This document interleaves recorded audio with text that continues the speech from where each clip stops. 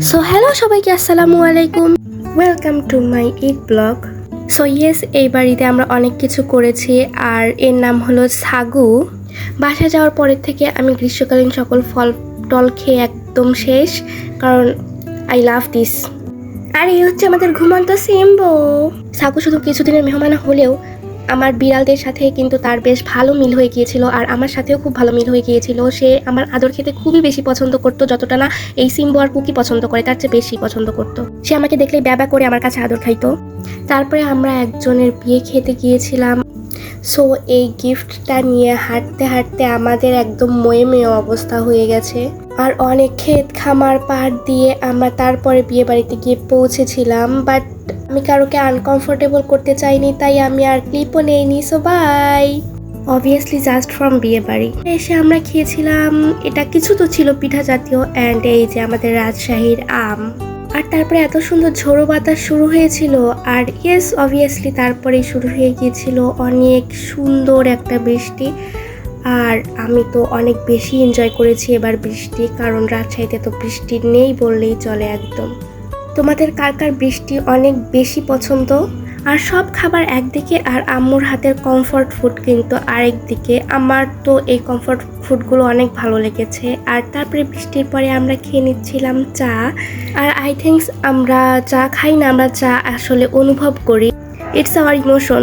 বিকেলের বৃষ্টির পরে সন্ধ্যার আকাশ সুবহানাল্লাহ ছিল, জাস্ট একদম পিঙ্ক। আর ছাগুকে আদর করলে সে কিন্তু লেজ নাড়িয়ে জানাতো যে সে খুশি। সবচেয়ে প্রথমে ডাউল বাটা, তারপরে এটা আলু কুচি, এন্ড এটা হলো পুদিনা পাতা কুচি করা, এন্ড এখানে আছে আদা থেতো করা, আর এখানে আছে কাঁচামরিচ কুচি জাস্ট ফর ফ্লেভার দিছি, এন্ড এখানে আছে পেঁয়াজ কুচি, রসুন কুচি, এন্ড এখানে কালো জিরে, পাঁচফোড়ন, জিরে, আর এখানে আছে সসপাতি গুঁড়ো, মরিচ গুঁড়ো, হলুদ গুঁড়ো, এন্ড চাট মশলা, বেসিক সব কিছু। তারপরে এখানে আমি একটা আস্ত ধনিয়ে দিয়ে এই যে ঠিক এইভাবে করে নিতে হবে, এন্ড তারপরে ভাজলেই অনেক মজাদার একটা ইচার বড়া রেডি। আর তোমাদের কার কার অনেক বেশি পছন্দ এই জিনিসটা বলো তো? আমার কিন্তু বেশ লেগেছে। অ্যান্ড অবভিয়াসলি আবারও বৃষ্টি, আর আমার প্রত্যেকবার বৃষ্টি দেখতে এত বেশি ভালো লাগে, আমি বৃষ্টি দেখে হয়তো কখনো ক্লান্ত হই না।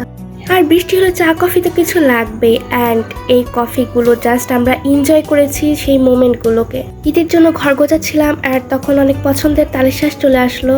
আর এই যে আমাদের ছাগু অনেক অনেক পাতা খেয়েছে লাস্টে। সত্য বলতে ওর প্রতি একটা আলাদাই ইমোশন কাজ করতো, কিন্তু আল্লাহর হুকুম।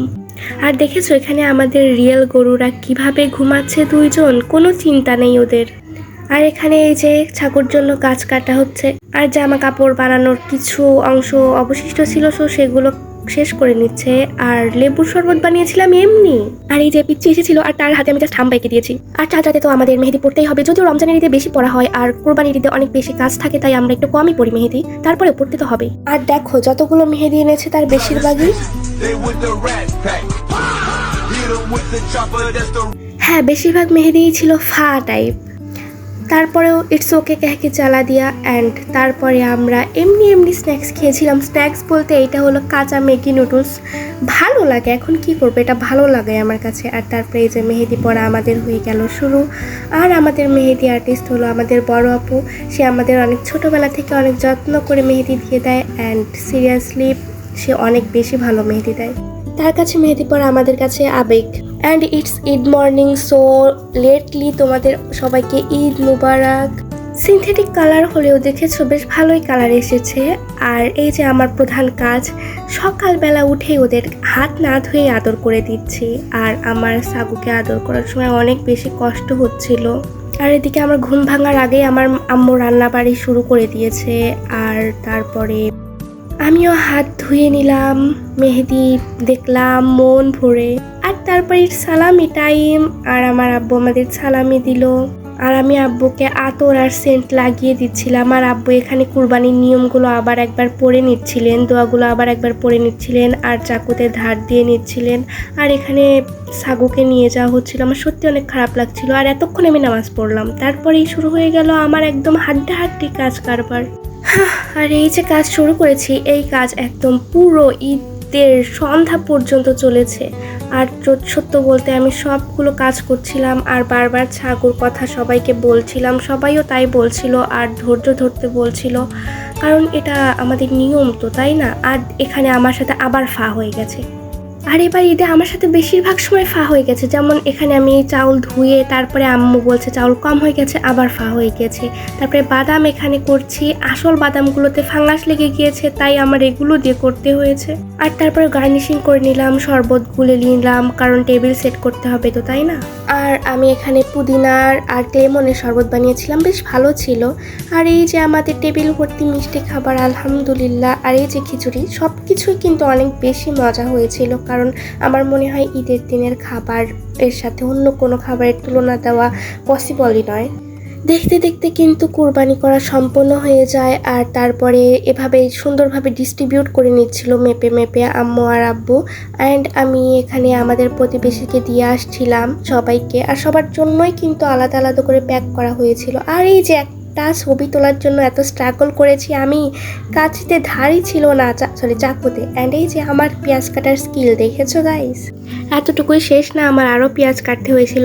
আর এর আগের দিনে কিন্তু আমরা বাটা ঘষা সব কিছু ডান করে রেখেছিলাম। আর এখানে মাংসগুলো মেখে অ্যান্ড যত রান্না বাড়ি ছিল সব আমরা সবাই মিলে মোটামুটি কমপ্লিট করে ফেলেছি। আর এই কাবাবটা এত বেশি মজা হয়েছিল, আমাদের বাসায় আপুরা বেড়াতে এসেছিলো অ্যান্ড তারাও কিন্তু এই কাবাবটার অনেক বেশি প্রশংসা করেছিল যে এটা অনেক ভালো হয়েছে।